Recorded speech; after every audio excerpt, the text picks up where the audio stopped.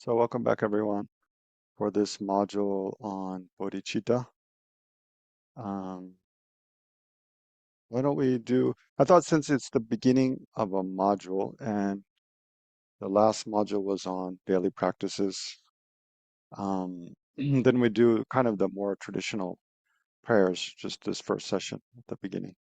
So I'll share my screen and we'll just do there's a praise to Shakyamuni Buddha and the three jewels, and then the Heart Sutra is what's kind of traditionally recited at the beginning of teaching session. So we'll do that this time. So yeah, here's the prayers. If you like, you can join. So Guru, teacher, Bhagawan, Tathagata, Arhat, perfectly completed Buddha, perfect in knowledge and in good conduct, Sugata, knower of the world, supreme guide of beings to be subdued, teacher of gods and humans. To you, Buddha Bhagawan, glorious conqueror Shakyamuni, I prostrate and make offerings and go for refuge. So yeah, so all through this we just recite what's in bold. Guru, teacher, Bhagavan, Tathagata, Arhat, perfectly completed Buddha, perfect in knowledge and in good conduct, Sugata, knower of the world, supreme guide of beings to be subdued, teacher of gods and humans, to you, Buddha Bhagavan, glorious conqueror Shakyamuni, I prostrate, make offerings, and go for refuge. Guru, teacher, Bhagavan, Tathagata, Arhat, perfectly completed Buddha, perfect in knowledge and in good conduct, Sugata, knower of the world, supreme guide of beings to be subdued, teacher of gods and humans, to you, Buddha Bhagawan, glorious conqueror Shakyamuni, I prostrate, make offerings, and go for refuge. So the first part we recite 3 times, and then the rest just once. When supreme amongst humans you were born in this earth, you paced out 7 strides, then said, I am supreme in this world. To you who were wise then, I prostrate. With pure bodies, form supremely pure, wisdom ocean like a golden mountain, fame that blazes in the 3 worlds, winner of the best, savior, to you I prostrate. With the supreme signs, face like spotless moon, color like gold, to you I prostrate. Dust free like you, the 3 worlds are not. Incomparably wise one, to you I prostrate. The Savior having great compassion, the Teacher having all understanding, a field of merit with qualities like a vast ocean. To you, the one gone to thusness, I prostrate. So that's all praise to Shakyamuni Buddha and the Buddha refuge before that. So now is a verse of praise to the Dharma refuge, and then a verse of praise to the Sangha refuge. The purity that frees one from attachment, the virtue that frees one from the lower realms, the one path, the sublime pure reality, to the Dharma that pacifies, I prostrate. So that's to the Dharma jewel. And then this to the Sangha jewel. Those who are liberated and also show the path to liberation, the holy field qualified with realizations, who are devoted to the moral precepts, to you the sublime community intending virtue, I prostrate. And then this is a verse of advice from one of the sutras. Do not commit any unwholesome actions. Engage in perfect wholesome actions. Subdue your mind thoroughly. This is the teaching of the Buddha. And then this is a verse of describing how to meditate on impermanence and emptiness from the Diamond Cutter Sutra. A star, a defective view, a butter lamp flame, an illusion, a dewdrop, a water bubble, a dream, lightning, a cloud. See all causative phenomena like this. And then this is a verse of dedication. Through these merits may sentient beings attain the rank of all-seeing. That means the state of a Buddha, the rank of all-seeing. Subdue the foe of faults. That means be free from afflictive emotions and be delivered from samsara's ocean, perturbed by the waves of aging, sickness, and death. Mm. And then the Heart Sutra. Usually we recite the Heart Sutra at the beginning as a way to, yeah, be mindful of emptiness, but also, and to remember the actual word of the Buddha, the teachings of the Buddha. And also because by meditating on emptiness is one of the most powerful ways to clear away obstacles. So as a way of clearing away obstacles to giving and listening to the teaching, engaging in the Buddha's teachings, and also as a way of remembering the Buddha himself and his teachings, and also accumulating merit. Then we recite the Heart Sutra at the beginning. I prostrate to the 3 noble, rare, sublime ones. Thus did I hear at one time. The Bhagwan was dwelling on massive Vulture's mountain. in Rajgriha, together with a great community of monks and a great community of bodhisattvas. At that time, the Bhagawan was absorbed in the concentration on the categories of phenomena called profound perception. Also at that time, the Bodhisattva Mahasattva Arya Avalokiteshvara looked upon the very practice of the profound perfection of wisdom, and beheld those five aggregates also as empty of inherent nature. Those five aggregates means of the five aggregates of a person, right? Um, what is it? Form, feeling, discrimination, compositional factors, and consciousness. Beheld those five aggregates also as empty of inherent nature. The fact that he says also means he's also indirectly saying that in addition to meditation on the selflessness of persons, there's also meditation on the selflessness of phenomena, meaning the five aggregates. And beheld those five aggregates also as empty of inherent nature. Then, through the power of Buddha, the Venerable Shariputra said this to the Bodhisattva Mahasattva Arya Avalokiteshvara. How should any son of the lineage train who wishes to practice the activity of the profound perfection of wisdom? He said that, and the Bodhisattva Mahasattva Arya Avalokiteshvara said this to the Venerable Shariputra. Shariputra, any son of the lineage or daughter of the lineage who wishes to practice the activity of the profound perfection of wisdom should look upon it like this, correctly and repeatedly beholding those five aggregates also as empty of inherent nature. This is one of the rare instances in a Buddhist sutra where you see one person refer exclusively to the males. How Shariputra asked about this, how should a son of lineage train? And then in the response, it's explicitly includes also women. Shariputra, any son of lineage or daughter of lineage includes. Um, or daughter of lineage who wishes to practice the activity of the profound perfection of wisdom should look upon it like this, correctly and repeatedly beholding those five aggregates also as empty of inherent nature. So there again, also, those five aggregates also, the also indicates both meditation on selflessness of person and selflessness of phenomenon. Form is empty. Emptiness is form. Emptiness is not other than form. Form is also not other than emptiness. In the same way, feeling, discrimination, compositional factors, and consciousness are empty. Shariputra, likewise, all phenomena are emptiness, without characteristic, unproduced, unceased, stainless, not without stain, not deficient, not fulfilled. Shariputra, therefore, in emptiness there is no form, no feeling, no discrimination, no compositional factors, no consciousness, no eye, no ear, no nose, no tongue, no body, no mind, no visual form, no sound, no odor, no taste, no object of touch, and no phenomena. There is no I element, and so on, up to including no mind element and no mental consciousness element.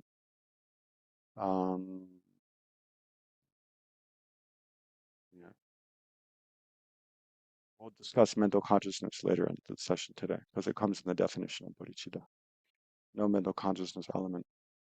There is no ignorance, no extinction of ignorance, and so on up to and including no aging and death and no extinction of aging and death. That includes all of the 12 links of dependent arising, from ignorance, the link of ignorance up to the link of aging and death. Similarly, there is no suffering, origination, cessation, and path. The Four Noble Truths also don't inherently exist. There is no exalted wisdom, no attainment, and also no non-attainment. Shariputra, therefore, because there is no attainment, Bodhisattvas rely on and dwell in the perfection of wisdom, the mind without obscuration and without fear. Having completely passed beyond error, they reach the end point of nirvana. All the Buddhas who dwell in the three times also manifestly completely awaken to unsurpassable, perfect, complete enlightenment and reliance on the perfection of wisdom. Therefore, the mantra of the perfection of wisdom, the mantra of great knowledge, the unsurpassed mantra, the mantra equal to the unequaled, the mantra that thoroughly pacifies all suffering should be known as truth since it is not false. The mantra of the perfection of wisdom is declared Hayata Om Gate Gate Paragate Parasam Gate Bodhi Swaha. Shariputra, the Bodhisattva Mahasattva, should train in the profound perfection of wisdom like that. Then the Bhagwan arose from that concentration and commended the Bodhisattva Mahasattva Arya Avalokiteshvara, saying, well said, son of the lineage. It is like that. It is like that. One should practice the profound perfection of wisdom just as you have indicated. Even the Tathagatas rejoice. The Bhagawan, having thus spoken, the Venerable Sharadbhatiputra, the Bodhisattva Mahasattva Arya Avalokiteshvara, and those surrounding in their entirety, along with the world of gods, humans, and asuras, and Gandharvas, were overjoyed and highly praised that spoken by the Bhagawan. So then there's some part we'll skip, and then offer a mandala again. This ground, anointed with perfume, strewn with flowers, adorned with Mount Meru, the four continents, the sun and the moon. I imagine this as a Buddha field, as a Buddha land, and offer it. May all transmigratory beings enjoy this pure land. Perfect, pure, holy gurus from the billowing clouds of wisdom and compassion in the sky of the Dharmakaya. Please let fall a rain of profound and extensive Dharma upon the receptacle of those to be subdued exactly as they need. Iram Guru Ranamadalakam Nyaratayami. Then, if you like, can generate, uh, well, maybe we should, there's a conclusion, is there? Just briefly generate positive motivation, and then we'll recite this verse of refuge and bodhicitta. So think of why you're, yeah, making time to participate in this module on bodhicitta, and especially this session this morning. How does it connect with your highest aspirations and your wish to benefit all sentient beings, or wish to benefit others?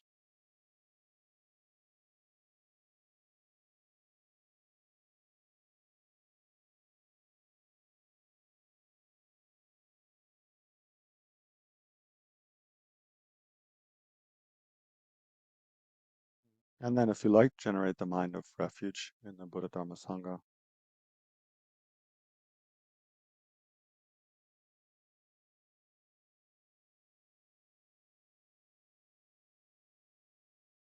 And then we can recite this verse 3 times. I take refuge until I am enlightened in the Buddha, the Dharma, and the Supreme Assembly. By my merits of listening to the Dharma, may I become a Buddha to benefit transmigratory beings. I take refuge until I am enlightened in the Buddha, the Dharma, and the Supreme Assembly.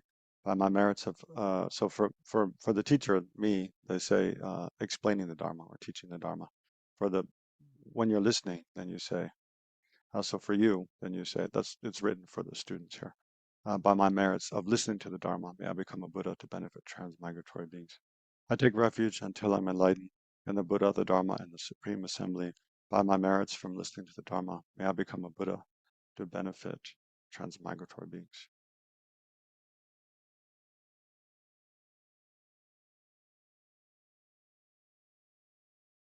Okay, so that's some preliminaries for today. So, mm, okay, so this module on bodhicitta, towards the end, I think it's the 10th module that we've done so far, pretty sure. So, so we'll do this module in 6 sessions. Maybe I'll go ahead and share my screen. I made a PowerPoint presentation last night. Well, I should adjust the PowerPoint first, so because I'm never sure what happens once I share. I can't do anything. Let's do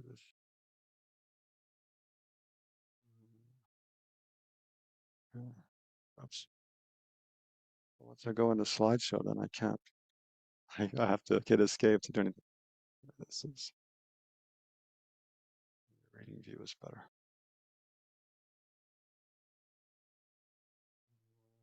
Zoom. Okay.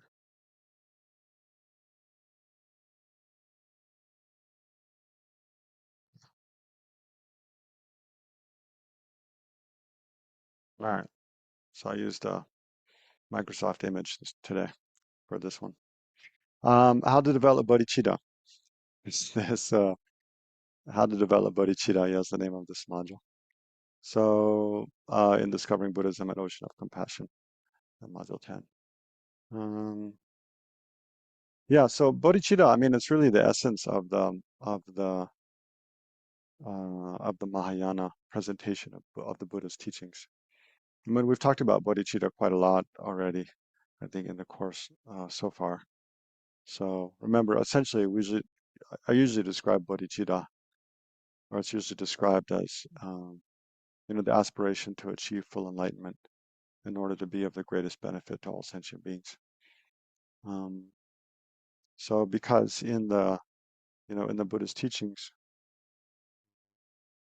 well, in the Buddhist teachings, then I mean, the Buddhist teachings are kind of divided up into those teachings that are um, more directed towards those whose main aspiration is to, well, either just achieve a good, um, will be free of the suffering of this life and achieve a happy rebirth on the small scope, beings of the small scope of the Lamrim, or those who wish to be free of all of the suffering of samsara, and achieve nirvana, liberation, the state of freedom from all of the suffering of samsara.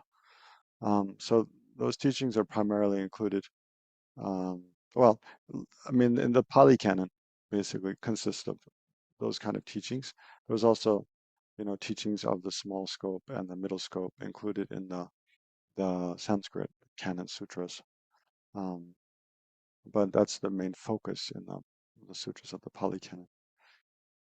Um, but whereas the main focus of the sutras belong to the Sanskrit canon or the Mahayana sutras is teachings that are geared towards leading a person on the Bodhisattva path. So leading a person to the state of full enlightenment. So the Sanskrit or the Sanskrit canon sutras were primarily taught for those who aspire to not just free themselves from the suffering of samsara, but they have a more strong altruistic attitude, wishing to do whatever they can to benefit others, especially seeing that, oneself is just one individual person. Other sentient beings are countless. Just on this planet Earth, as just among just human beings alone, there's say seven or almost maybe almost 8 billion human beings now. Among those, oneself is just one. So even if one achieves perfect happiness for oneself, compared to the suffering that others experience, that's kind of not very important, not very significant. So, so the Buddha's teachings given in the Sanskrit canon are geared towards those who um, consider achieving the welfare of others more important than simply achieving their own welfare. And also, in the view of dependent arising, for those who see that one's own welfare is intimately interconnected with the welfare of others. Actually, others and self are not so separate. They're actually kind of part of one kind of infinitely interconnected web of being, of existence. And so when one suffers, when oneself suffers, that causes others that one interacts with and others one's connected with to suffer as well. And when others suffer, then oneself suffers as a result of that, because we're interconnected with each other. So in light of that kind of view of the interconnectedness of all things, then one ceases to see one's own aims and activities and one's own state of being as something fundamentally separate from or disconnected from others, but rather, recognizing that uh, all sentient beings and even with inanimate, phenomena, the environment, I mean, it's one big lesson I think the world is learning from the whole climate destruction and global warming, um, is that, if we don't learn to recognize that our own existence as human beings, as a species, as individuals, is deeply interconnected with um, the environment, and the environment and all the aspects of the environment. I mean, the oceans, the atmosphere, the plant ecology, the animal ecology, and ecosystems. And those ecosystems are something that are extremely complex and fragile, and have developed, over, especially the living ecosystems of plants and animals. Um, that our lives as a human species depends upon the kind of the flourishing of those other systems as well. And that those have developed in a kind of very subtle, um, what do you say, symbiosis, I guess, with the with the water and air and soil systems as they exist, over millions and millions of years. So when we disturb those in a very kind of, geologically speaking, in a very sudden and dramatic way, by adding tons of, CO2 and methane and other kind of gases what do you say, greenhouse gases to the atmosphere, then it disturbs that whole kind of very subtle um, systems of the atmosphere and the land and the water in the way that developed over millions of years. And then it disturbs the living ecosystems of the plants and animals. And then that ultimately, disturbs the weather as we're seeing now, but also disturbs us, especially as you're seeing in California now with so much raining and flooding. So so it's a kind of, I mean, the whole global warming is really a big lesson in interdependence and interconnectedness that we've failed to sort of understand or um, failed to act on understanding of. So, so yeah, so uh, the Buddha's teachings on bodhicitta are really based on that view of interdependence. Um, that, because we as an individual are interconnected with all other sentient beings, then really we naturally have a responsibility to try to do what we can um, to protect others from harm and to benefit them as much as possible. And then when we think, well, when we look to see, well, what's the best thing I can do? How can, what potential do I have as an individual, I guess you can say, when we look at ourselves as an individual person and we consider, well, if I want to use my life, my existence to benefit others, what's the potential that I have that I can develop and manifest and um, kind of use to benefit others? So according to the Buddhist view, of course, we all have, well, and especially the Mahayana Buddhist view, then um, well, the potential, we have the potential for full enlightenment, to develop gradually to such a state that we've eliminated all causes of disturbance in the mind. So the Mahayana view, I mean, the Buddhist view again is that basically everything that exists, and especially our experience of suffering and experience of happiness, all originate from the mind, the prime mover, the prime creative force in the world is consciousness, and the consciousness of individual sentient beings. And so if we, within our own minds, that we can, yeah, and the mind, nature of the mind is that which is clear and knowing, simply. It's not inherently um, polluted by causes of suffering.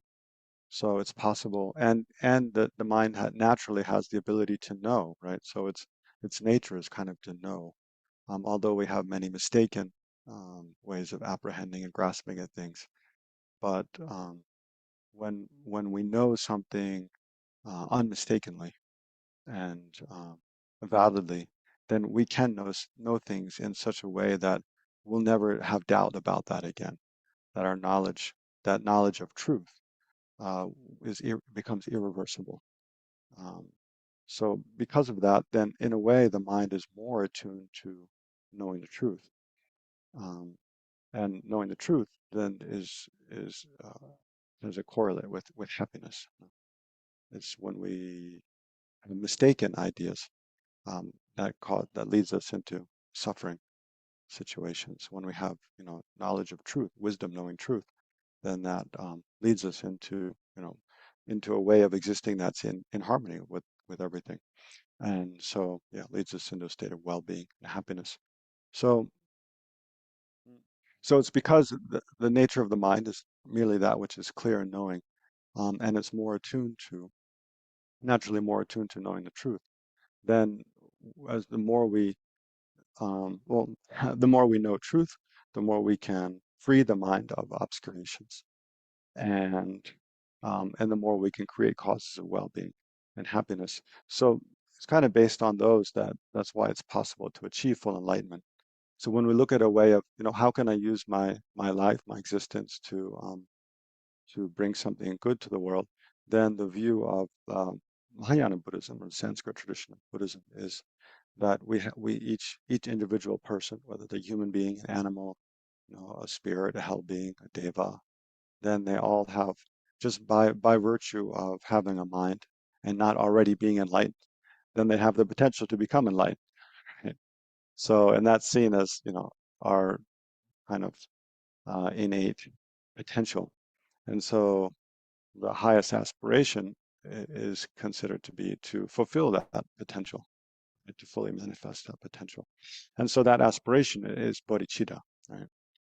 So in short, that's kind of why bodhicitta is really um, at the heart of the Buddhist teachings, especially as the Buddhist teachings are viewed by the Sanskrit or the Mahayana tradition. So that's what we'll discuss in this. Well, I mean, already you all know quite a lot about bodhicitta. We've already discussed it a lot in the course so far. But in these six sessions, well, I'll go to the next slide here. We'll go through the definition today. I need to try to stay on track. The definition and some benefits of bodhicitta in the first session. And then next week, preparing the ground for generating equanimity. So to generate, I mean, bodhicitta is based on having universal love and universal compassion. So to develop those, we need to equal out our sense of concern for others, as we've discussed before in the context of like the four immeasurable thoughts, um, which I usually meditate on at the beginning of a session a little bit. So yeah, next week more about equanimity, and then the two actual methods for generating bodhicitta, the sevenfold cause and effect method, which comes from Asanga, comes from Maitreya, the Bodhisattva or Buddha Maitreya to Asanga, um, and through Lama Atisha. And then the method of exchanging self and others, which comes from the Bodhisattva Manjushri, was taught to, I'm not sure, it definitely comes through Shantideva. Shantideva is the main proponent, and then comes in lineage from Shantideva through Atisha's teacher from Indonesia. What's his name? Serlingpa. Mm. Atisha's teacher, Serlingpa, who probably existed, in Java, either Java or Sumatra. But there's that famous stupa in Yogyakarta in Java, Borobudur. So I mean that's testament to there was a very yeah, a very powerful Buddhist king and kingdom in Indonesia at one time. So Atisha actually went to Indonesia to study this method of generating bodhicitta, the method of exchanging self and others. And then brought it to Tibet. So then it comes. Yeah. So both of these lineages come through Atisha, but the first from Maitreya. Maitreya Buddha was taught to Asanga, and then the second was from Manjushri, was taught to, I don't know, Shantideva directly, or it came in a lineage through Shantideva, because also Nagarjuna definitely knew about it. So yeah, I'm not sure how it. Yeah. Anyway, there's these two methods for generating bodhicitta. And then there's a way of combining those methods. So we'll discuss those in sessions 3 and 4. Then session 5, there's a method of combining those two methods. And then we'll consider there's a ceremony in which one generates bodhicitta, and a ceremony and can take bodhisattva vows. We'll, we'll talk about that a bit. And then the last session, so as after generating bodhicitta, then as a bodhisattva, one engages in the practice of the six perfections. So in the sixth session, we'll talk about that. So for today, um, first thing is looking at a definition, and then at the end, some benefits of bodhicitta. So how to define bodhicitta? I have three subheadings here. First, just kind of a general. Oftentimes in Tibetan, bodhicitta is called Dumba Niden, means the mind possessing two aspirations. So I thought that's a good way to start looking at it.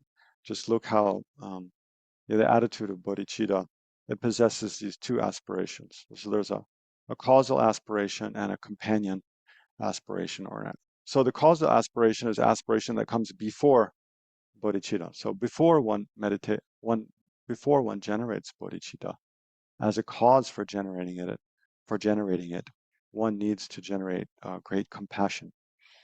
So compassion is really, I mean, yeah, it's really the main cause for bodhicitta. And there's one nice verse. Maybe I can pull it up quick because I just explained it a couple weeks ago in Bodh Gaya. I was just in Bodh Gaya for the Dalai Lama's teachings. And just before His Holiness gave a teaching, which I'm going to quote from the text. Well, he gave a teaching mainly on a commentary by Nagarjuna called Commentary on the Awakening Mind. Um, but as a preliminary to that teaching, I led a short course. There we go. Yeah, on compassion. And so, as part of that course, I explained these few verses from Chandakirti. Okay. Let's, oh yeah, here we go.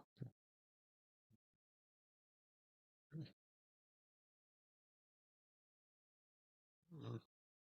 So I'll show you those verses. So those verses they praise. I mean, Chandakirti's text is on emptiness and the six perfections, but especially on the perfection of wisdom, emptiness. But at the beginning, it's very noteworthy that he praises compassion first. So, and the reason he praises compassion is that he's basically says, basically he's saying that all the, well, the Buddhas and then everyone who arose, all the benefits that have arisen from the Buddhas all come from compassion. So, so therefore I praise compassion at the beginning.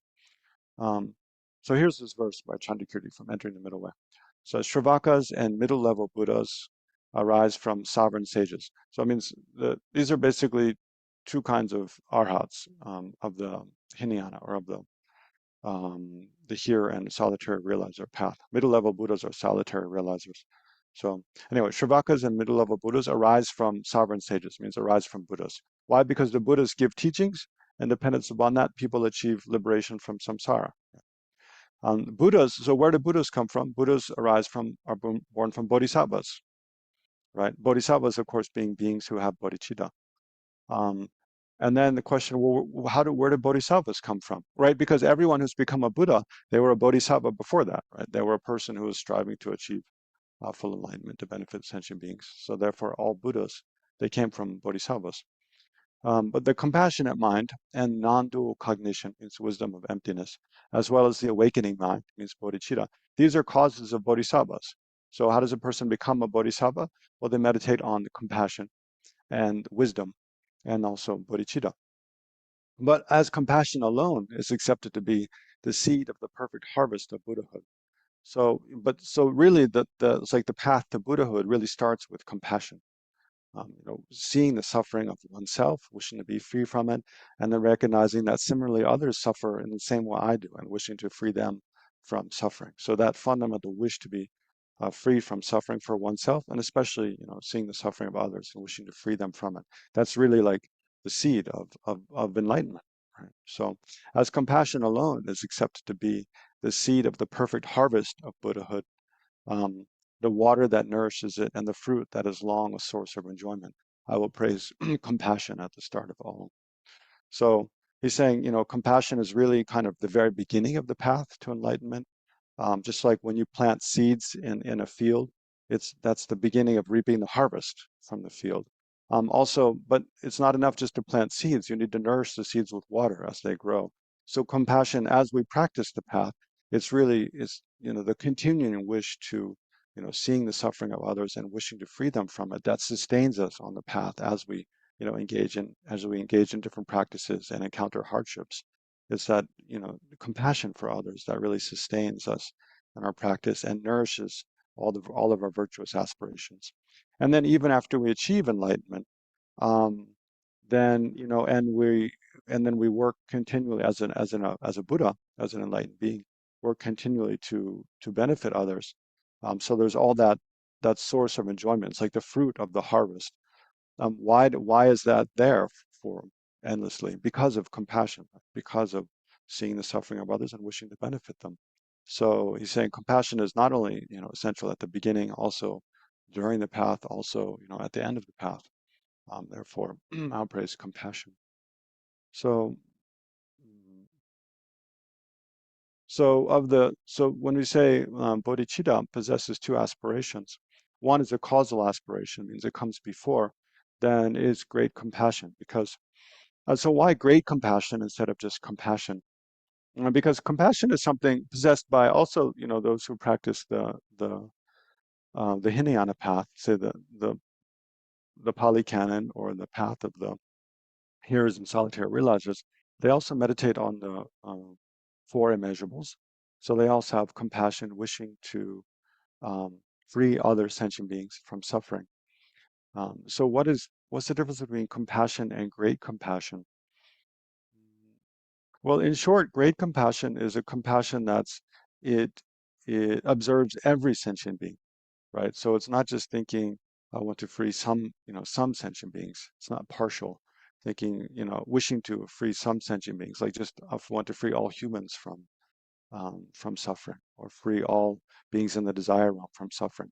But rather, it observes all the sentient beings of all the six realms, the hells, hungry ghosts, animals, humans, gods and demigods, and then beings of the desire realm, of the form realm, of the formless realm. So it's a compassion that observes and embraces and kind of cares about every sentient being without excluding even one, right? Without excluding anyone whatsoever, on the one hand. So on the one hand, it observes all sentient beings without excluding any. On the other hand, it's more profound um, in that it's a wish to free all sentient beings from every form of suffering, right? So it's not merely a wish to free beings from, um, well, the easiest way to think about it is in terms of the three kinds of sufferings, right? Remember the three kinds of sufferings? The suffering of suffering, remember, is painful feelings. And then the suffering of change is pleasant, contaminated pleasant feelings. So ordinary pleasant feelings that change into a dissatisfying experience. Or if you remember, if you continue eating like pizza, okay, the first bite is nice, the second bite's not as nice. By the 10th piece, you're sick of it, you don't want any more. It's like it becomes an argument like who's going to finish the last piece on the table, right? Because nobody wants it anymore. So, but or if you're cool, you're too cold, you go out and stand in the sun. These days in where I am in South India, it's very much like this. I was just in Bodh Gaya where it's very cold, and when the sun comes out, it's like, oh my, you just go sit in the sun and warm up. But and there you wouldn't get too hot because there's it's too cold. But here it's like it's cold in the morning, so usually I go outside and recite a bit in the morning. And it's nice in the sun at first, but after 20 minutes, you're too hot and start taking off layers and then looking for some shade. So many of our pleasurable experiences like that, um, that they change into uh, they change into the suffering of suffering. They change into an unpleasant experience. So that's the so great compassion, right? Is not only the wish that all beings be free from painful experiences, painful, unpleasant experiences, also the wish that they are free from the suffering of change, these contaminated, pleasant experiences. So instead, not that that they don't have any pleasant experiences whatsoever, but wishing that they can have only uncontaminated pleasant experiences that lead to greater and greater, bliss and enjoyment and happiness. But so that they be free from. But the compassion side is that they be free from, especially craving and grasping, attachment, grasping at things which are fundamentally actually not satisfying. So wishing beings can be free from even the suffering of change. And then more deep than that, the third kind of suffering is pervasive compounding suffering, right? It's just the fact of the state of being under the control of karma and afflictive emotions, right? So even when we don't experience painful feelings or pleasant feelings, we're just being in the state whereby those will come about uncontrollably, right? Because we experience things through the force of karma that we've accumulated. And because we have the seeds and the imprints or the habitual tendency to, to give rise to afflictive emotions, ignorance, anger, attachment, and all the branch kind of forms of those. So, the deepest form of compassion sees that is wishes that sees that sentient beings suffer due to being in this state of basically not having control of their minds and having minds and kind of mental continua that are full of garbage in a way, full of all this contaminated karma and imprints of disturbing, afflictive emotions. So wishing that sentient beings are free from all of that, right? is the kind of deepest kind of compassion. So great compassion is, again, observes all sentient beings without excluding any, and wishes for them to be free from every form of suffering. Um, and is also rich with a kind of deep sense of caring about I guess, because here I'm trying to distinguish between the compassion which beings on the um, the path of merely wishing to merely achieve liberation from samsara, and even arhats who have achieved liberation from samsara, the kind of compassion they have compared to the kind of compassion that gives rise to bodhicitta, great compassion, right? That is really the hallmark of the Mahayana path, of the Bodhisattva path, right? So this great compassion that observes all sentient beings, wishes for sentient beings to be free from every kind of suffering, and is really characterized by an altruistic attitude, caring more about others than oneself, right? That's maybe the most unique aspect of it, is really the interest is purely altruistic, purely selfless, wishing that other sentient beings, seeing that my own ends, my own desires, my own needs, my own welfare is totally insignificant compared to that of others, is not nearly as important as accomplishing the welfare of others, because we're all equal in having the potential to achieve freedom from suffering and full enlightenment. We all have the same right to those, and in number, I'm much less, others are much greater, and then other things that we'll come to later. So, but anyway, to get over to everything I want to talk about this session, I should probably just stop it there. But we'll come back to. But and anyway, so bodhicitta possesses as a cause, a causal aspiration, great compassion, and then so that means it comes before, but as necessarily before you generate bodhicitta, you have to generate great compassion. There's no other way. And that's what directly gives rise to. It's the immediate cause giving rise to bodhicitta. It's great compassion. So when we think about, sometimes we think, oh, more about our own potential. What's the highest potential of me as a person? Oh, it's possible I achieve full enlightenment. Therefore, I want to achieve full enlightenment. Sometimes we have that kind of attitude, or you hear, other people do. It's quite natural, think about our own highest potential, want to achieve full enlightenment. But that aspiration for enlightenment, just for one's own welfare, that's not bodhicitta, because it's not arising from great compassion. No? Thinking about thinking about accomplishing the welfare of others. It's more thinking about just accomplishing one's own aims. I mean, bodhicitta has to have that also. It does also. I mean, that comes in the second part, though, accomplishing one's own aims.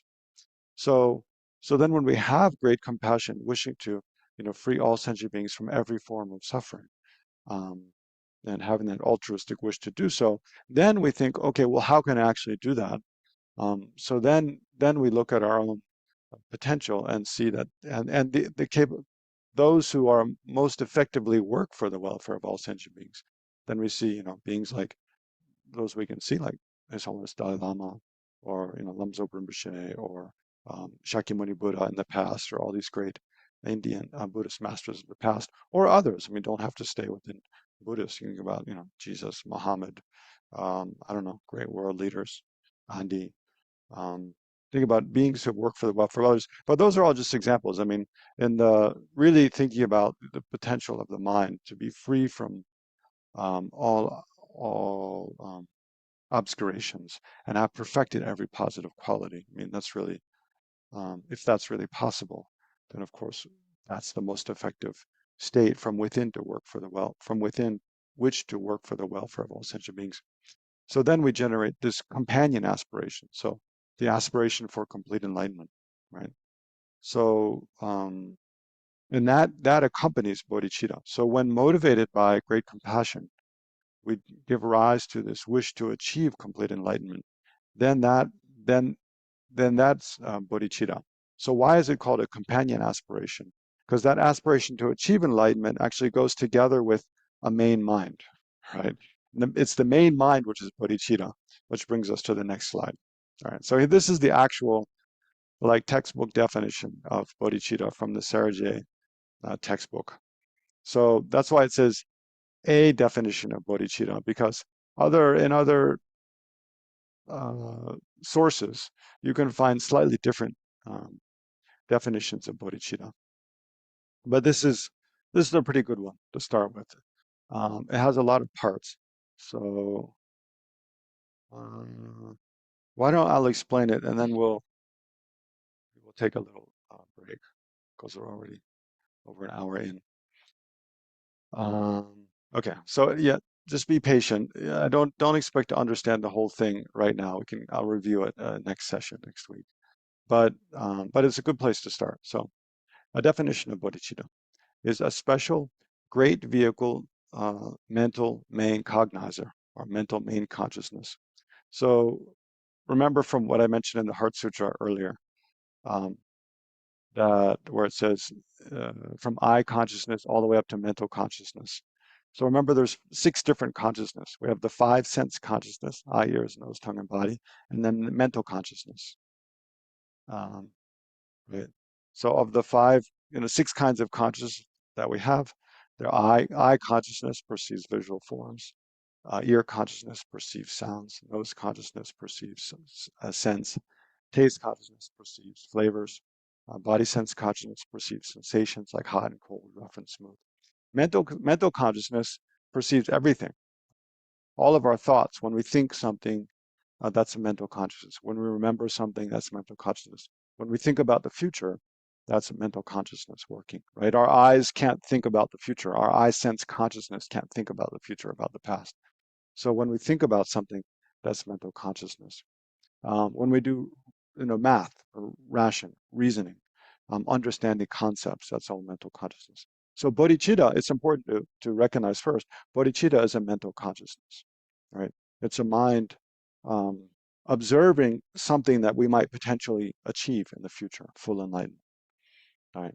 So it's a mental consciousness, and it's a main mind. So a main mind means it's a mind which it merely functions to observe an object, and it doesn't engage in other functions with relation to that object. So we haven't talked about it in this course because it's really kind of beyond introduction to Buddhism. But we have basically another way of dividing mind is into main minds and mental factors. So a main mind, though, merely observes an object. Whereas a mental factor, it performs different varied functions in relation to that object. So in the case of bodhicitta, bodhicitta is actually a main mind observing full enlightenment, our own potential future enlightenment. And it's accompanied by this companion aspiration to achieve that, a wish to achieve that, right? So that's why it has a companion aspiration for full enlightenment. So that aspiration is a mental factor which accompanies um, this main mind. So this main mind, you know, um, arisen from a great compassion, observes, recognizes that we have the potential to achieve full enlightenment, observes our own potential future enlightenment, and is accompanied by a wish to achieve that, an aspiration to achieve full enlightenment. So, so that's why it's a main mental cognizer. So that's all explanation of just that phrase. Um, in the class of paths that are an entrance to the great vehicle. So the great vehicle is in the Mahayana. It's like the whole body of teachings, and especially the path for beings who aspire to achieve full enlightenment. So it's there. I guess there's a question about, well, when does one actually enter the path? There's a lot of discussion about this in Buddhism. Like, when do you actually become someone who's on the Mahayana path, on the path of the great vehicle? So the mark of entering, it means you're actually like, I guess you can say, it's like you're a fully qualified practitioner of that path, you know. So now, you know, like for myself and probably, all of us, we aspire to, we might aspire to, practicing the Mahayana, or aspire to kind of actually being, yeah, a practitioner of either the great vehicle path or the lesser vehicle path. Um, but the mark of actually entering the path is when you achieve bodhicitta, when you actualize bodhicitta. So that means when you actually generate bodhicitta, it means it arises spontaneously in your mind, right? Spontaneously, and some degree of that attitude is there more or less continuously, either consciously or subconsciously. That aspiration to achieve enlightenment is continually present in your mind. It's continually like flavoring all of your kind of experiences. But it arises spontaneously through habituation. So the mark of entering the Hinayana path is when one generates actual renunciation for samsara, right? One sees all the faults of samsara and meditates on that, becomes familiar with that, and sort of habituated to knowing and realizing all the faults of samsara, that one has a sincere kind of aversion and wish to be free of all the suffering of samsara, such that it arises naturally and spontaneously, right? And more or less continuously. So it's called uncontrived renunciation, is the mark of entering the Hinayana path. Uncontrived bodhicitta is the mark of entering the Mahayana path. So now when we meditate on bodhicitta, and we can generate some degree of that attitude, but it's contrived. We have to put effort into generating that mind. It doesn't come naturally. It doesn't arise just spontaneously. Um, at least not for most of us, right? So as long as we meditate on kind of contrived bodhicitta, we have this sort of contrived aspiration to achieve enlightenment in order to benefit all sentient beings. Of course, that's we're we're going towards having uncontrived bodhicitta, but it's only, I mean, actual bodhicitta is uncontrived when that aspiration to achieve full enlightenment in order to benefit all other sentient beings arises spontaneously, like effortlessly. It's also called effortless bodhicitta, uncontrived bodhicitta, actual bodhicitta, all the same thing. So bodhicitta is all of that. It's uncontrived, um, effortless, arises effortlessly. So when it arises effortlessly like that, that at that time, when we first have, bodhicitta arise effortlessly, uncontrived, spontaneously, and it remains, some degree of it remains in our mind more or less continuously. At that time, we've entered the Mahayana path, right? So that first instance is the actual gateway to the Mahayana path. And then all later, but then there's this kind of complex phrase here. It it's in the class of paths that are an entrance to the great vehicle path, right? So why is so complex? In the class of paths that are entrance to the great vehicle path.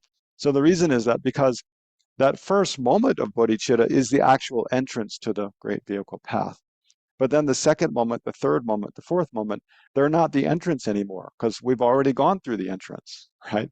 But they all belong to the class of that mind, which is an entrance. It means they're of the same type, basically. They're of the same type of mind, of that bodhicitta, which is the actual entrance to the Mahayana path. So that's why they're called that. They belong to the class of, or belong to the type of, um, path that is an entrance to the great vehicle path. Um, and then the rest of it is pretty easy. It arises in conjunction with its companion, an aspiration, yearning to achieve full enlightenment. So that's the companion aspiration, the yearning to achieve full enlightenment that arises in conjunction with, together with this main mind observing full enlightenment. Is accompanied by this yearning to achieve full enlightenment. This wishing to it, yearning to achieve it. And then those arise from why? For the welfare of others, for the welfare of all sentient beings, which means great compassion. So the wish to achieve the welfare of others is, in short, great compassion. That gives rise to this yearning to achieve full enlightenment. And then the mind, the main mind, mental consciousness, which goes together with that yearning to achieve full enlightenment, um, is actual bodhicitta, and is either an actual entrance to the Mahayana path, or belongs to the class of paths that are an entrance to that. Okay, so now any questions about that before we take a small break?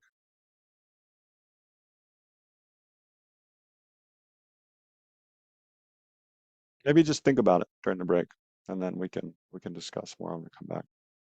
So let's take a 5-minute break.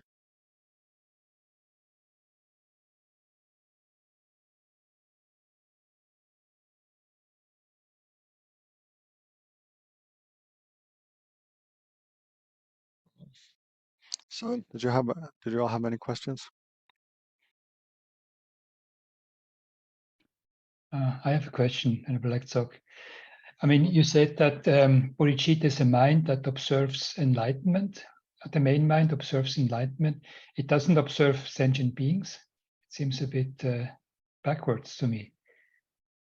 Yeah, yeah, it's true. No, it does. But yes, it is a main mind observes enlightenment. It arises from the wish to benefit sentient beings. Um, I mean, there's a lot of debate about it, but generally, um, yeah, it is. I mean, that's why I said this is one definition of bodhicitta. It's difficult to define, no, bodhicitta, but this is the definition according to Jessen Shoki Gyaltsen, the Sarja textbook author. But it's the main scriptural basis for defining bodhicitta is from the Ornament of Clear Realization by Maitreya. Semke Pani Shinran Yana Zopa Chanshu Dos. So there it says, Semke Pani Shendon Shir. So bodhicitta is, in order to achieve the welfare of sentient beings, Semke Pani Shendon Shir, or the welfare of others, Yanda Zope Chanshu Dos, the wish to achieve or the desire to achieve full enlightenment. So usually we associate it with, we associate bodhicitta with a mind observing sentient beings, because it arises from great compassion, which observes sentient beings, right? It's compelled by, the whole point of it is to accomplish the welfare of sentient beings. So that would lead us to think, well, doesn't it observe, sentient beings and the suffering of sentient beings? But that's the causal aspiration. It's that mind which gives rise to, then, because it has to, um, well, because there's a danger, I guess, that if you were to define bodhicitta in a way such that it's a mind that observes sentient beings, then it wouldn't have to include that aspiration to achieve full enlightenment, right? For oneself, achieve full enlightenment. But that's really the kind of uncommon characteristic of bodhicitta, is it's this aspiration to oneself achieve full enlightenment. So, like in the sevenfold cause and effect method, remember, the last two of the seven are, well, the last four, we can say. There's uh, affectionate love, and then compassion, and then the exceptional attitude, where one takes a responsibility. One feels like it's my responsibility. It's not enough just to wish, sentient beings have happiness and wish that they be free from suffering. I myself must take responsibility to achieve that. That's the exceptional attitude.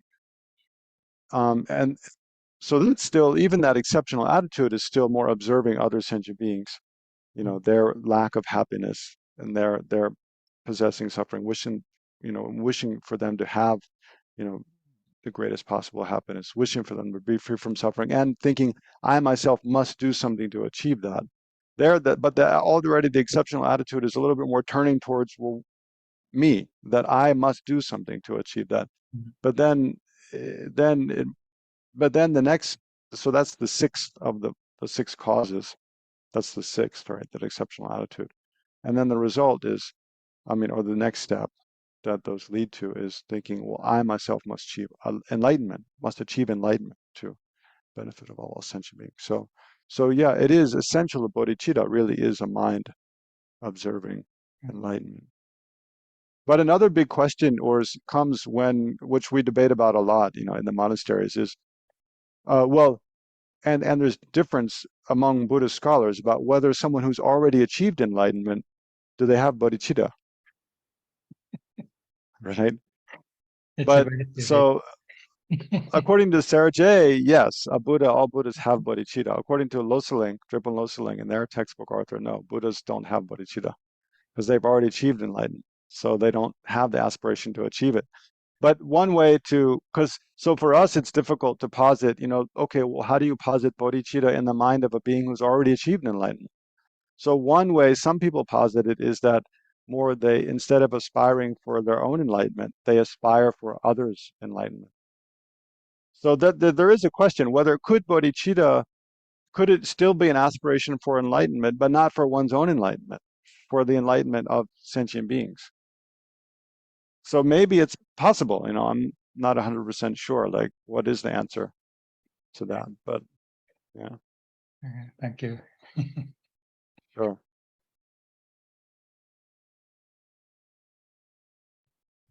I always thought that that bodhicitta was essential um, part of enlightenment. That enlightenment couldn't be achieved without bodhicitta. Well, no, yeah, it cannot. I mean, everyone agree on that. Enlightenment cannot be achieved without bodhicitta. But the debate is about whether once you already achieve enlightenment, do you have bodhicitta anymore? You know, like if I don't have a desire to go to like Madagascar or something, I won't go there unless someone kidnaps me and takes me there. But if I'm moving under my own free will, then, you know, to get to Madagascar, first I have to have a desire to get there. But once I'm there, I don't need that desire anymore because I'm already there. So with enlightenment, bodhicitta, if it's essentially the aspiration to achieve enlightenment, then one argument is, well, once you've achieved it, then you don't need the aspiration anymore. So you don't have that anymore. But so that's according to Panchen Sonam Drakpa. He's the he's the textbook author of the Dripung Loseling, Ganden Shartse, and well, and their textbooks. So according to this one kind of some scholars of the Gelugpa, the Nyingma Kagyu Sakya, I don't know how they interpret, but according to this, some of these Gelugpa scholars, maybe half you can say, they'll say, yeah, Buddha doesn't. They need bodhicitta to achieve enlightenment, but once they achieve it, they don't have bodhicitta anymore. Whereas the Sergei textbook author, Jetsunchuki Gyaltsen, following comments, some comments by Lama Tsongkhapa, says, no, no, no. I mean, bodhicitta is an essential attitude for anyone on the Mahayana path, whether they're on the path of training or on the path, or they're on the final kind of the path of no more learning. It's called so, which is enlightenment.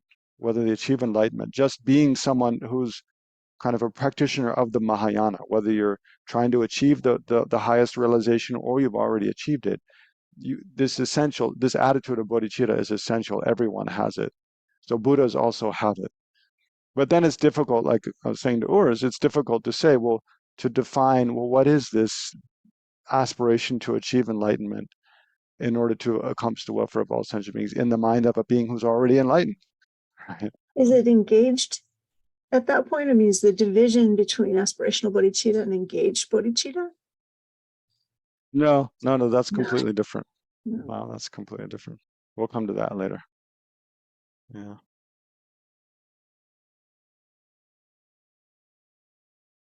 I think what's important for us, though, in this context of trying to define bodhicitta, is because we're more concerned with generating some degree of that in our own minds, right? That should be our primary concern. I mean, if we just want to have an intellectual understanding, okay, that's okay. But if we're more interested in like practicing it, it's important for us to, I mean, because for most of us and most, maybe, probably most people who are, or most ordinary, most people who kind of practice kind of Mahayana Buddhism, Mahayana meditation, we only have kind of a vague, wishy-washy idea about what bodhicitta is. So as long as that's the case, it'll never really be very powerful, right? So the purpose of defining it is to make it in our own mind very clear about actually what is actual bodhicitta, right? So that then when we meditate on it to try to generate some degree of it in our own mind, we can be much more precise, and thereby, generate a much more powerful experience um, of it, and have more confidence that, like, yes, this, when they talk about this bodhicitta, this attitude, which is essential for achieving enlightenment, which leads to enlightenment, which is the heart of kind of the Mahayana path, we want to get some confidence that we know like what it is, right? So do you feel confident now? Yet? Uh, Maybe not yet. I mean, just the first, this definition, we debate for, initially when we learn about it in the monastery, we memorize it and then debate it for at least a couple weeks. But then it comes up again and again and again over years. So, because there's many different parts to it, and each part has, if it has different functions. to make it clear that this is what is not bodhicitta, this is what is bodhicitta. Kind of that's the function of a definition, is to make that line of demarcation between what is and is not that thing. And that should be very clear.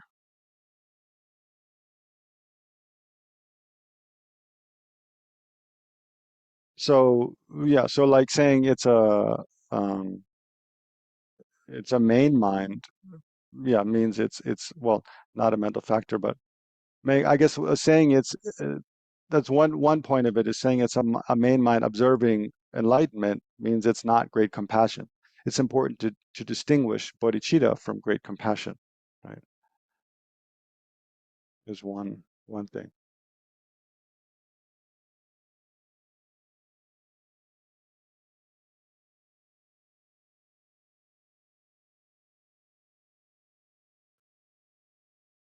Mm.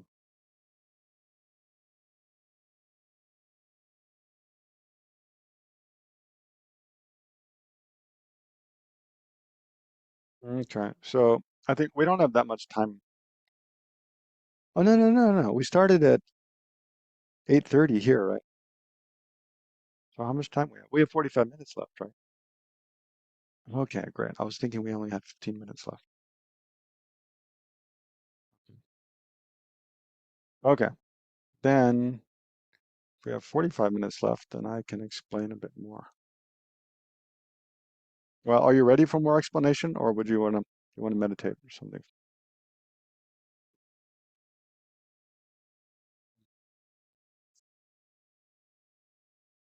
Mhm. I don't. Okay, I'll explain just one more thing. There's one more slide in relation to the definition. So, so just to review, there's just three slides in relation to the definition. So one is, bodhicitta, it's a mind possessing these two aspirations. Possessing in the sense that one is a causal aspiration, great compassion. I think that's what we'll meditate on today, is compassion as a cause for bodhicitta. And then it has a companion aspiration. So this aspiration that goes together with it, which is the wish to achieve enlightenment. But then the mind itself is just a main mind observing enlightenment. So, why is bodhicitta a main mind and not a mental factor? Um, I don't have a good answer to that, other than that's the way it's. I mean, yeah, I don't have a definitive answer to, like, why is bodhicitta a main mind? Why don't they just call the mental factor itself bodhicitta? Um, I mean, I'm sure there's scriptural quotations to that effect, that it is a mental consciousness, which is, I mean, a main mind. Um, yeah, yeah, I'm not really sure. But generally, the main mind and mental factors, they go together, like they arise, you know. So for any mental consciousness, which is a main mind, the mental factors that accompany it, they arise at the same time. They observe the same object. They cease at the same time. Um, they have the same kind of appearance. But the mental factors, it's like the way they function in relation to the object um, differs. So, I mean, just to give you an example of well, a simple example, like of a main mind and mental factor, to give you some idea. This is the kind of thing we study more elaborately in, like, mind and awareness, another topic, Lorik, um, which comes in more advanced courses in Buddhism. But like, we have an I consciousness now, right? So let's just look at our I consciousness. We have a main mind, which is an I consciousness. So in relation to our I consciousness, we look at an object. Um, So I don't know, like there's a blue chair in front of me on the other side of the office table. So we look at an object. So the main I consciousness, which merely observes that object, is the main mind, which is an I consciousness. But then when we look at that object, so look at an object, there's a certain feeling that accompanies that experience of seeing the object. We might have a pleasant feeling, an unpleasant feeling, a neutral feeling. So that feeling, it arises at the same time as the main mind. It observes the same object, but the feeling has a different function. It doesn't merely observe the object. It it it it it is kind of some aspect of the experience of that object. It experiences the object as pleasant or as unpleasant, right? So that accompanies. And then, so that's one mental factor. That's that feeling. The what is it? Eyes. It's a eye sense consciousness feeling, right? It accompanies the main mind of eye sense consciousness that observes the object, and that feeling is one entity with the main mind. It accompanies, but it's distinct because it has a different function in relation to the object, right? So another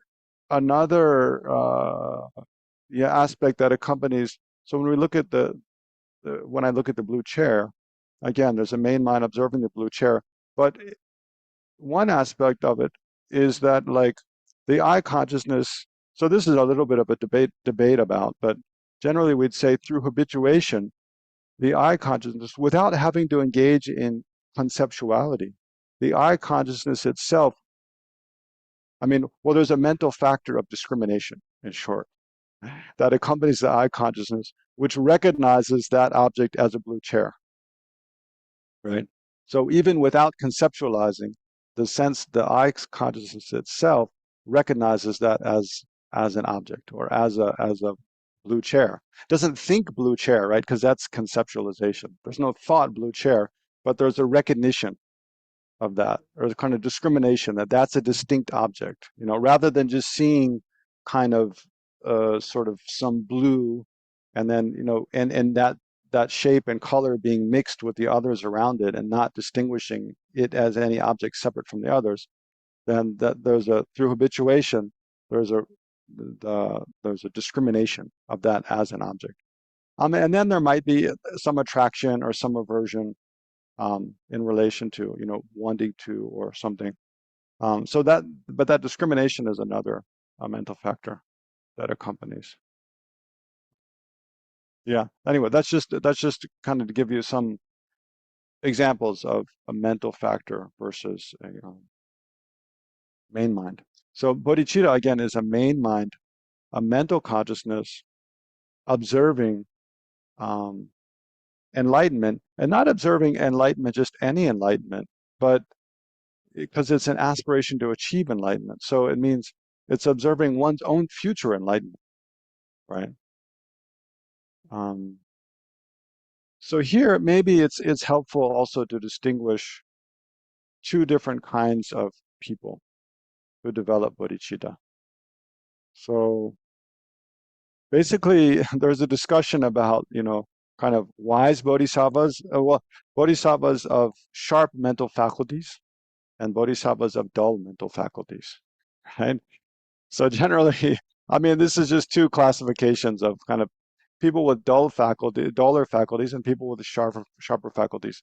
And then, of course, there's everyone. I mean, we're probably somewhere in the middle, right? There's everyone in between. It's just kind of 2 points on a scale. But well, and I mean, and it relates more generally to two ways of approaching anything, basically. And I mean, in Buddhism, we talk about two ways of approaching Buddhist teachings, but it can be generalizable. So generally, you can think about two different kinds of people. Some people, before they believe something, they have to understand why it's the case, right? So for some people, before they believe, they're skeptical, basically. Those of sharper faculties are more skeptical, in short. So those of sharper faculties, this is the way it's described in the text, this term, those of sharp faculties. Before they agree to do something, for example, first they'll check if it's really possible that they can do that or not.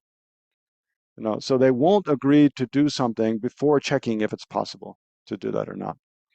Whereas those of dull faculties, and maybe this also works in the business world, I don't know. I'm not in the business world, but you guys, you can check from your experience. Those of dull faculties, then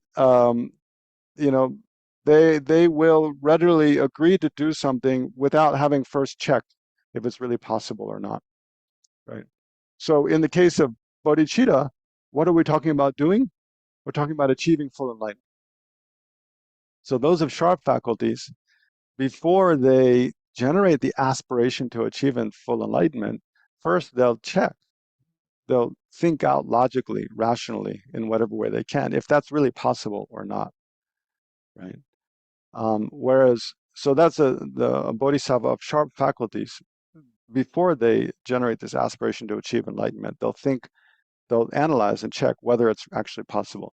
Those of dull faculties, they're more like faith-based. They just, they're very impressed by, the Buddhas, or they hear about the qualities of the Buddhas.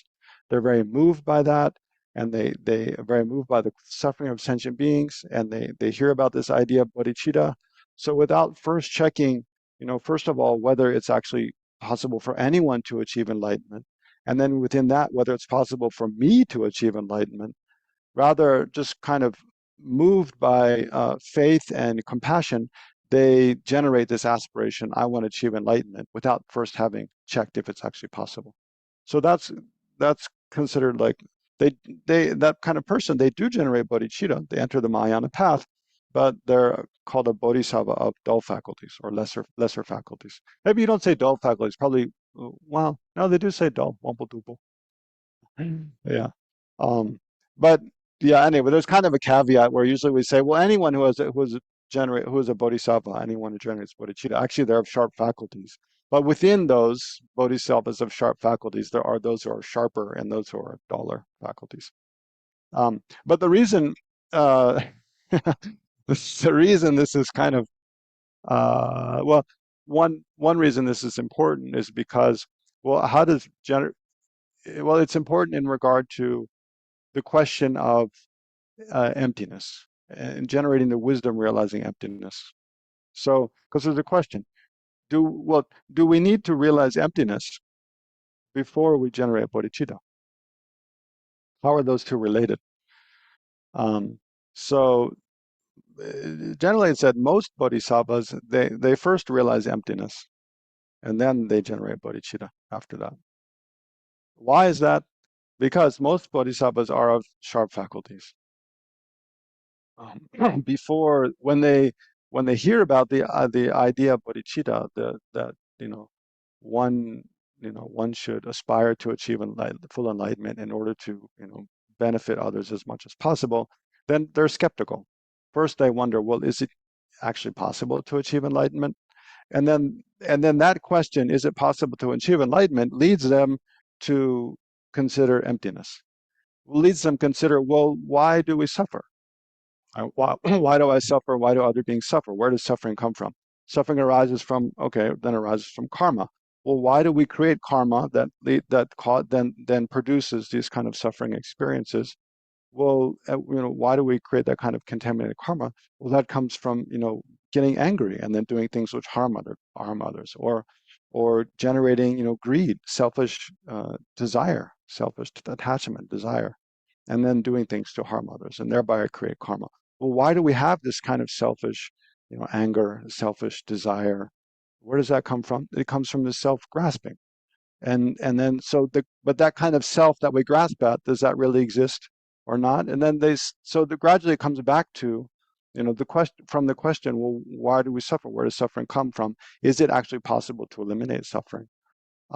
It comes back to this identification of the source of suffering as this fundamental kind of ignorance.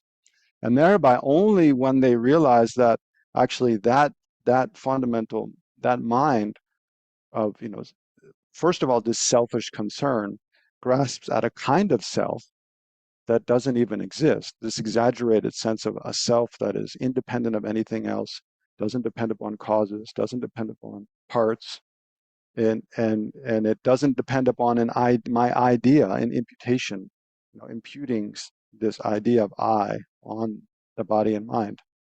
So grasping at that kind of self, that actually gives rise to selfish concern.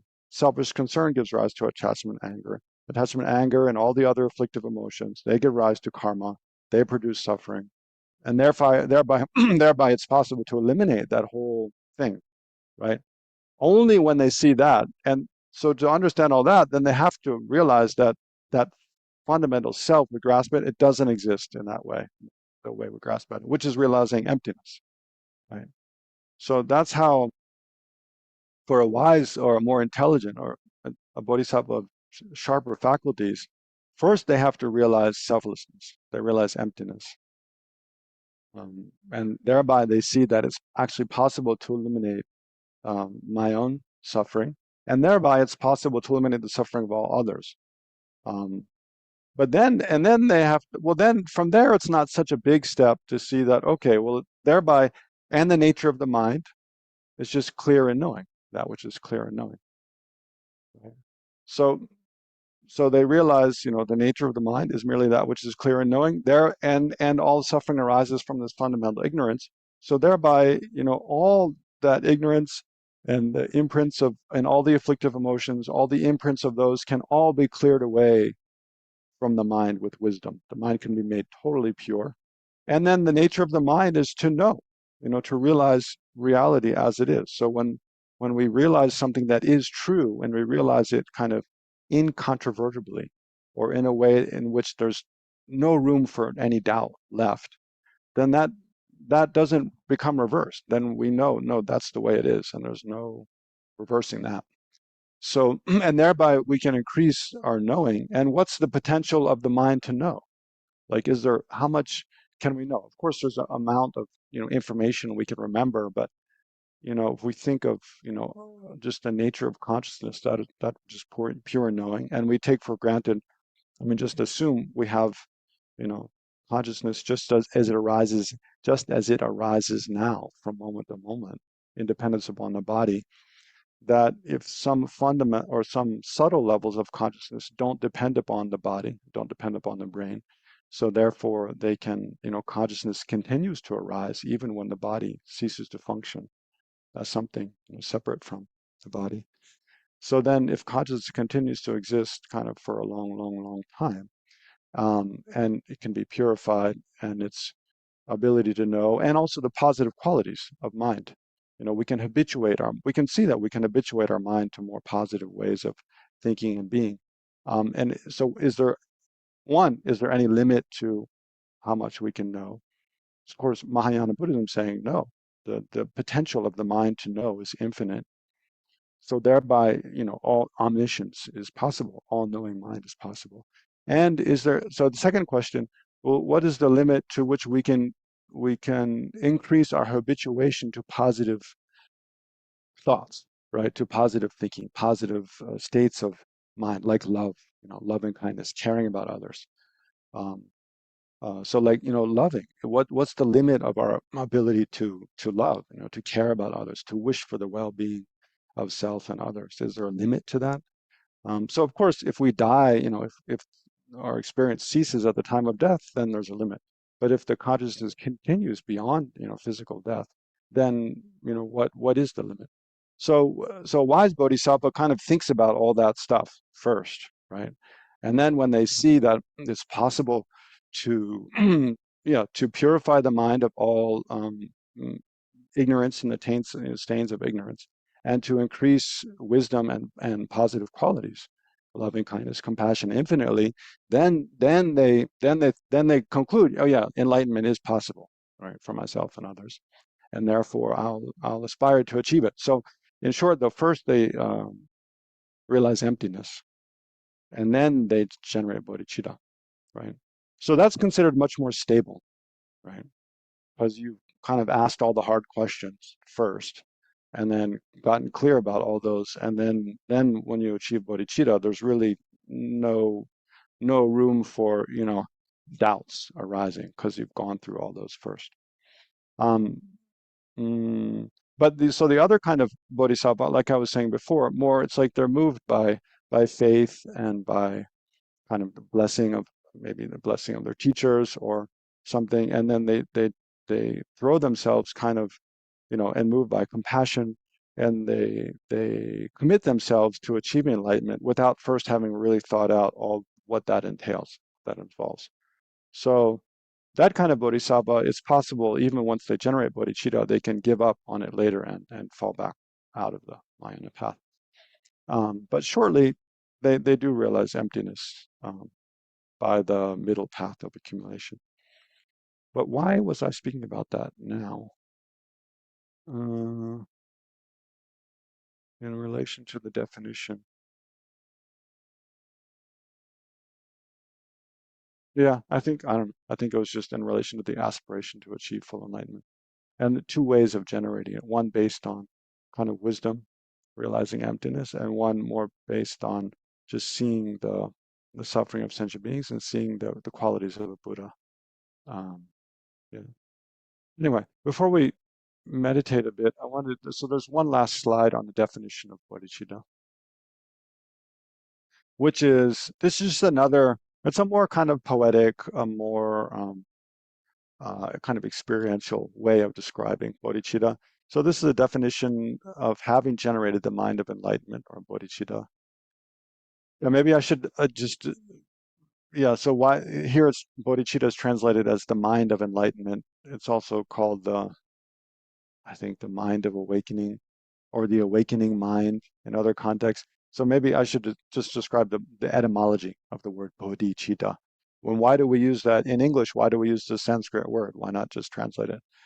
Um, so bodhi means enlightened in Sanskrit, basically. So bodhicitta is a Sanskrit word, right? It has two parts, bodhi and chitta. Right? So bodhi basically means enlightenment.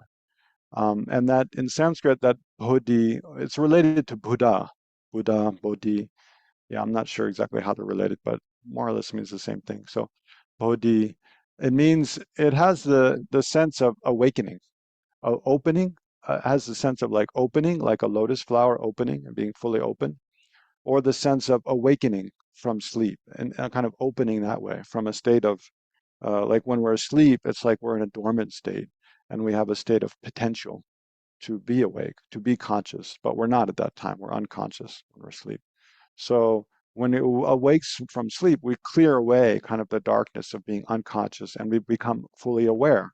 We become aware, we become awake, yeah, we clear away that unknowing of being asleep. And similarly, when a lotus blossom, when it's closed, it has the potential to become, fully open and kind of beautiful, but it's not. So when it opens, then it kind of unfolds its potential. So the Bodhi has that kind of sense of awakening or opening in the sense of unfolding, the potential being fully developed or uh, unfolded, opened. So Bodhi, that's why Bodhi means enlightened. Our potential for having fully developed every positive quality, eliminated all faults, and fully knowing things in whatever capacity we have to know is completely developed, fully developed. And chitta means mind, right? Chitta just means mind, chitta. Um, there's one philosophical school called the Chitta Matra, means mind only in Buddhism. It's the same word is used there. So, so this bodhi, so bodhicitta means awakened or yeah, but then it's a little difficult. Awakening mind. So basically, it means the mind aspiring to enlightenment. Right? The mind aspiring to full enlightenment. That's why it's called that. But you'll see it translated in English different ways. Some like here as the mind of enlightenment. It's also called the awakening mind. Uh, yeah. Anyway, so this is Pabonka Rinpoche's. This is one of the from the required readings, Liberation in the Palm of Your Hand. This is from that text. He says, in short, if like if like the mother whose cherished child has fallen into a pit of fire and who experiences even 1 second of his suffering as an unbearable eternity. All right, so that's describing this kind of great compassion. Your reflection on the suffering of all mother sentient beings, has made it impossible for you to bear their suffering for even 1 second. So this is all, that's four lines, all describing kind of great compassion. So, I mean, the very first line, I mean, the analogy of a mother who's seeing her cherished child fall in a pit of fire is that sense of altruism. I mean, that's why they use the mother and child, because to generate or to depict that kind of feeling of altruistic attitude that, what do you say? Um, an ideal kind of mother has for a child is this sense of, they'll do anything to protect the child from harm and to, accomplish their accomplish maybe not a good word, but any to care. They care about their child more than themselves, in short. So in the way that we should care, the idea of bodhicitta is that we should care about others uh, more than ourselves, have this altruistic, selfless love and compassion for others.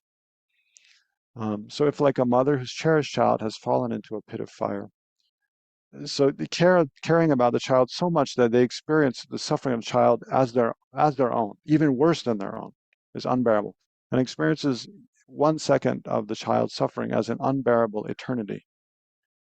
Your reflection on the suffering of all mother sentient beings, so of all mother sentient beings who have been our mothers, our kind mothers, fathers, children, friends, partners from life to life.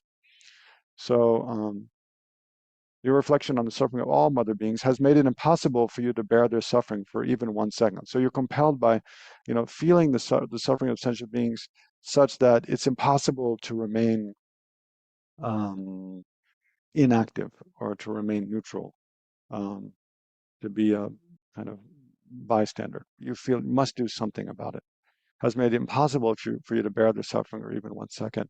And so compelled by that, so that's the causal aspiration, great compassion. Compelled by that, then the wish seeking enlightenment for their sake arises without effort, right? So remember I said it arise effortlessly, spontaneously. So when it arises, so now, to generate that kind of aspiration, we have to sit down and meditate and think about it, right? It doesn't just arise effortlessly. But when it becomes so part of our character, part of our worldview, that arises spontaneously, effortlessly, without effort, then it's actual bodhicitta. So in the wish seeking enlightenment for their sake arises without effort, then you have realized the supreme precious mind of enlightenment. Right? So that's how Bobon Rinpoche kind of describes it in some.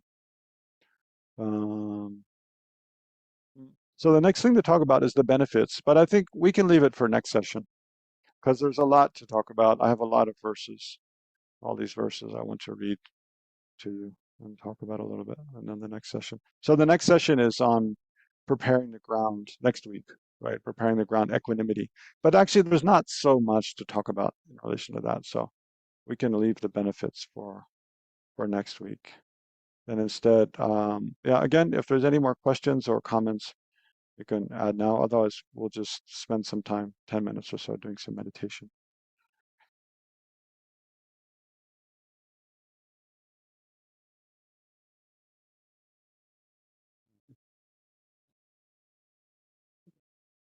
Okay, well, we're going to, so I think it'd be good to meditate on compassion. So remember at the outset, what was I saying? What is the difference between compassion and great compassion? Maybe I'll just review. So what did we talk about today? Um, First of all, I don't know, what did I just talk about today? I was talking for a long time at the beginning now. Um, well, first of all, why bodhicitta generally, like why bodhicitta is important in Buddhism, and kind of the difference between well, and how it's emphasized in the Sanskrit canon, right? In the Buddhist teachings, there's a difference between like the Sanskrit canon, the Pali canon, and the Pali canon emphasis is on achieving liberation from samsara. Or in the Sanskrit canon or the Mahayana, the emphasis is on achieving enlightenment in order to serve all sentient beings. So bodhicitta is especially important for the Sanskrit canon. Um, Yeah, and then essentially, what is bodhicitta? How it possesses these two aspirations: a causal aspiration of great compassion, and a companion aspiration for enlightenment. And then the causal aspiration, great compassion. Well, what's the difference between great compassion and just compassion?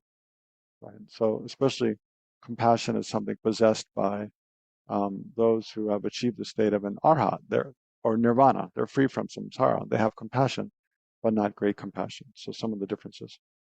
And then talked about just the definition of bodhicitta, how it's a main mind, which arises from great compassion and is accompanied by the aspiration for full enlightenment.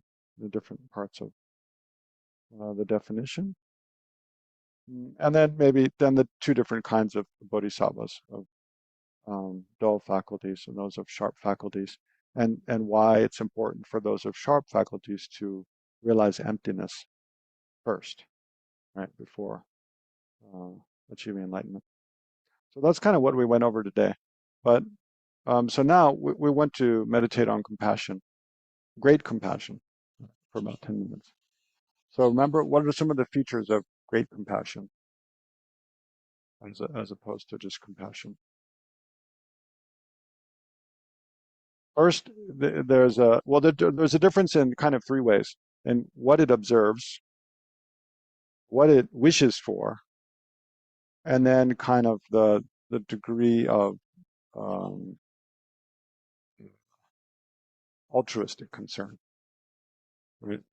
So in terms of what's the difference in the object of observation, what it observes?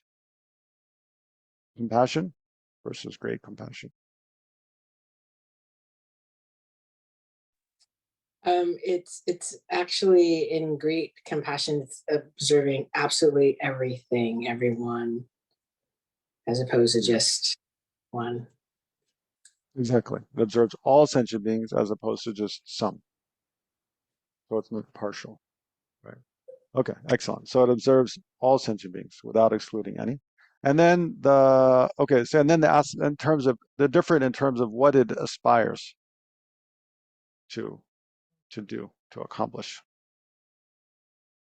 I mean, I didn't use quite that term, but well, I mean, generally compassion is the wish for someone to be free from suffering. So we can have compassion for ourselves, wishing for ourselves to be free from suffering, compassion for others. But remember, I talked about the different kinds of suffering, right? So what is great compassion? How is it kind of different? Wish that all beings be free from the compounded, Yeah, pervasive compounding suffering. Yeah. So there's a big difference. I mean, there's different kinds of compassion in terms of like what kind of suffering they wish someone to be free from. So remember, I talked about there's the three kinds of suffering: suffering of suffering, the suffering of change, pervasive compounding suffering. So even animals have, you know, compassion, wishing for themselves or another to be free from the suffering of suffering, right? Like a mother cat seeing her kittens, suffer from hunger or cold or fear, will have compassion, wishing that they be free from that. Um, so animals definitely have, even animals have, the wish for the compassion, wishing someone to be free from the suffering of suffering. And then the suffering of change, probably animals, probably difficult.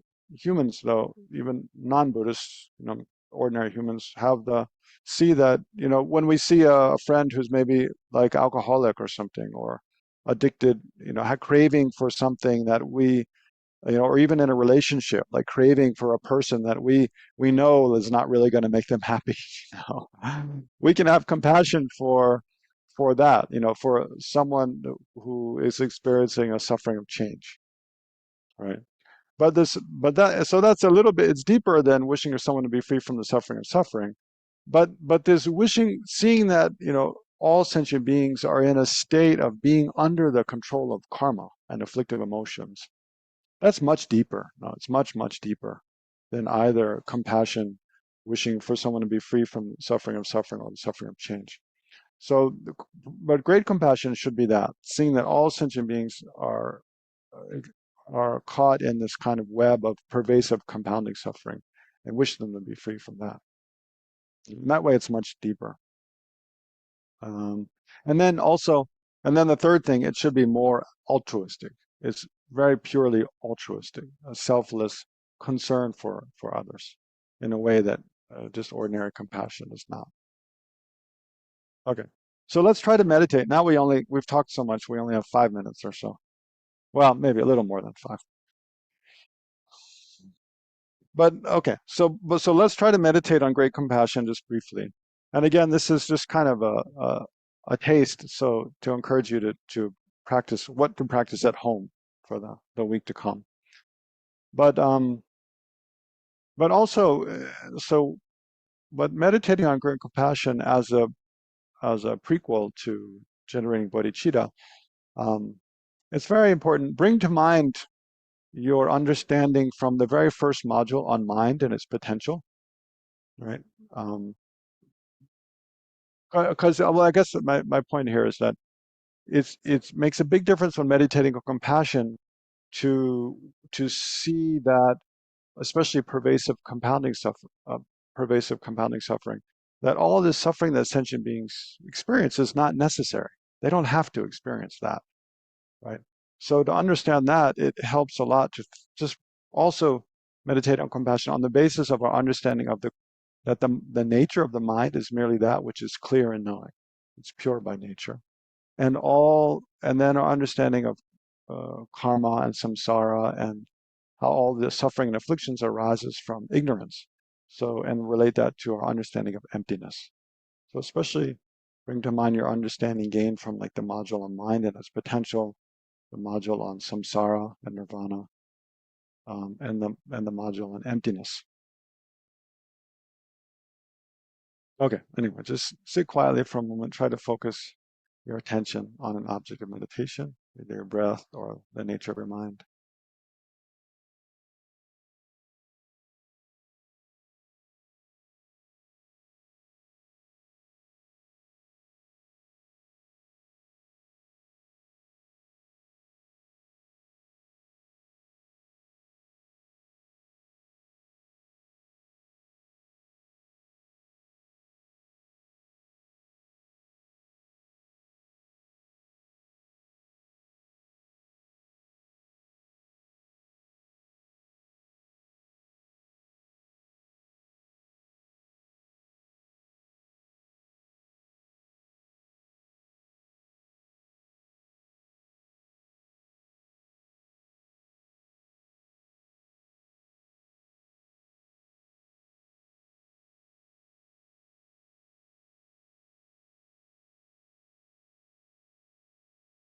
And then bring to mind an awareness of all other sentient beings.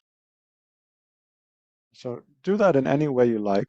I mean, usually we do that by, visualizing like our mother and father on either side of us, our, male friends and family kind of beside and behind us, enemies in front, or those who find antagonistic in front, and all sentient beings all around. But so you can use that visualization, what you usually use, or you can use any way you like. But bring to mind an awareness of all other sentient beings, all the humans, all the animals, the hell beings, all the other sentient beings that exist.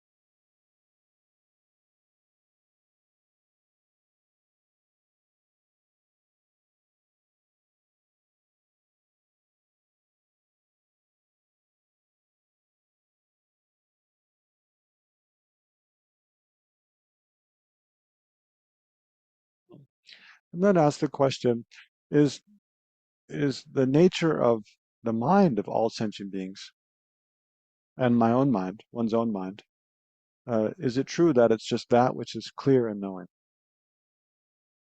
And thereby it's not inherently mixed with anything that would cause pain or suffering. So is the nature of my mind and the nature of the minds of all other sentient beings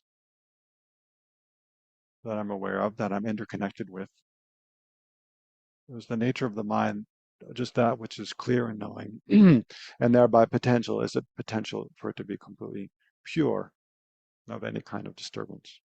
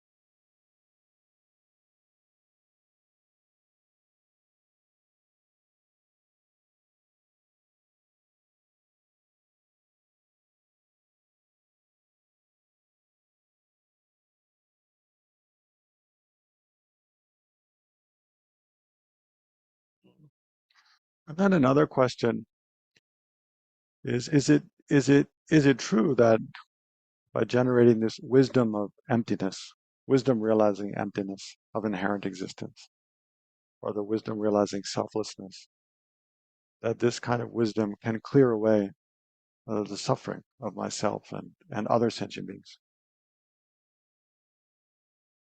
and clear away suffering and all and afflictive emotions, all the seeds of those down to ignorance, and the seeds of ignorance can all be cleared away from this mind by wisdom.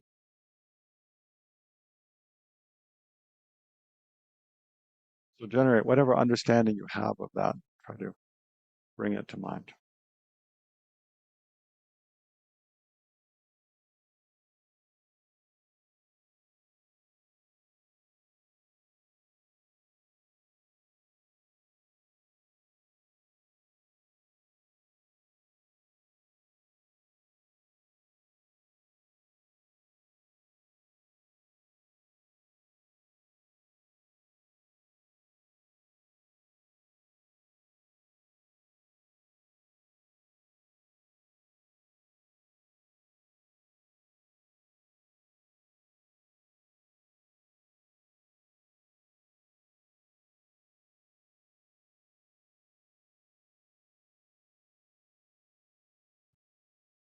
So then finally, within that, and we could spend a lot more time on this, but within that, you know, awareness of all sentient beings, your own understanding of the nature of the mind, of consciousness, and your understanding of how suffering arises from ignorance. So within that, just reflect in many, many different ways on how sentient beings suffer uh, due to being under the control of ignorance and attachment, anger, all kinds of jealousy, arrogant pride, um, and greed, selfishness. How sentient beings suffer in so many different ways due to all these different afflictive emotions, destructive or deluded attitudes, and karma. So think in many, many different ways, many different examples, many different kinds of beings. And as you think of those, just try to generate compassion, the wish that they be free from suffering.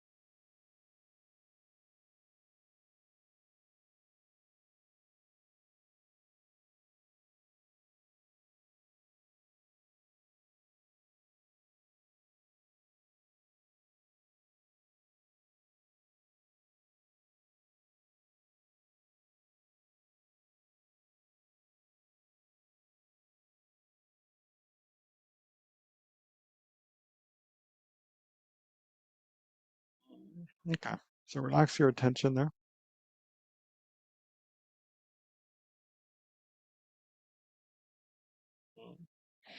Okay, so let's just dedicate. We're out of time for this session today. So by whatever merit, by the force of whatever merit we've generated, may all sentient beings be free from every form of suffering and achieve every state of well-being and happiness, especially all the realizations of the graduated path to enlightenment. And may the Buddha's teachings remain long and flourish in the world. And may all wholesome endeavors we or others engage in be successful, have all conducive conditions.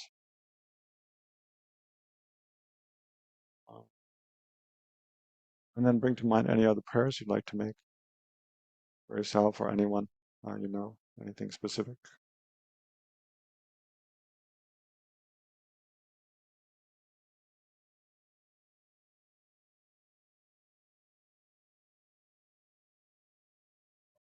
So may all those your prayers and aspirations be fulfilled and accomplished with your wholesome wishes.